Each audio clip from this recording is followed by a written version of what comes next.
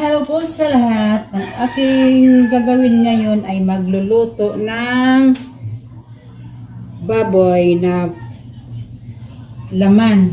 Pripritohin ko dahil gigising na yung bunso kong anak na babae. Lalagyan ko ng mantika ang kawali.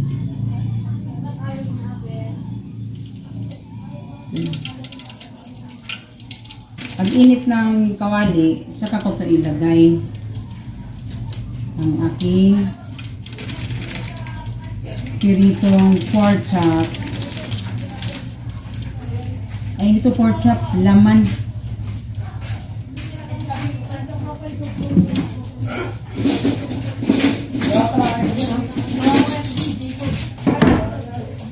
Ito yung pipritohin ko, dalawang hiwa lang na baboy na piraso.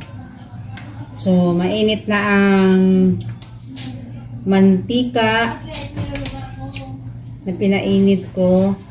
Ilagay ko na itong baboy na pipritohin ko.